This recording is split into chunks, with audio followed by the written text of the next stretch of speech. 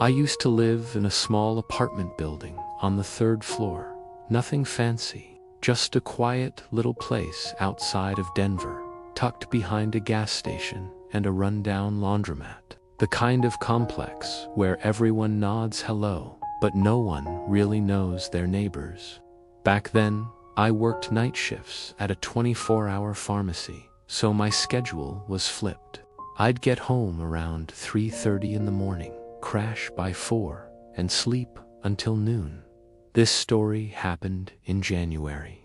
I remember because it had just snowed the night before. One of those heavy, wet snows that muffles the entire world, makes everything too quiet. I came home that night, as usual, parked, climbed the stairs to my unit, 3B, and noticed something weird. There were footprints in the snow on the walkway, not mine. These were smaller, barefoot, like someone had walked along the outside hallway in the middle of the night without shoes. I paused, looked around. No one was there. Nothing seemed broken. No doors open, just those faint, wet prints melting into the concrete. Weird, but I was exhausted, so I just shook it off. I locked up behind me, microwaved something, and went to bed. Now, I have blackout curtains in my room. Not because I'm paranoid or anything, just because I sleep during the day. And on that night, I remember waking up around 5:12 a.m. I checked the clock, and I had that feeling, you know the one, like someone's watching you. At first, I thought it was just a dream, but then I heard it, a soft scrape against the glass. I turned my head, and my stomach dropped. There was a shape behind the curtain, pressed up against the balcony door, frozen, motionless. At first, I thought maybe it was a reflection. But then the curtain shifted, just slightly, and I saw a handprint pressed against the glass. I sat straight up, and the moment I moved, it moved to the silhouette, tilted its head. Then a whisper, so faint, I almost missed it. I see you. I didn't scream. I couldn't. I grabbed my phone and called the building's security number, but it just rang. The only way onto the balcony was through the living room. That door was locked. I always lock it.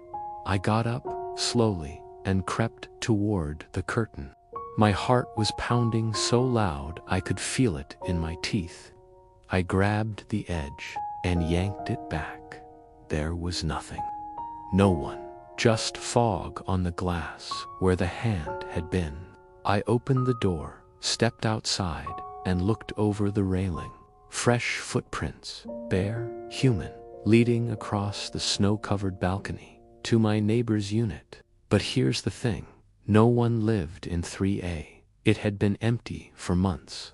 Still, I walked over and peeked into the glass. Dark, empty.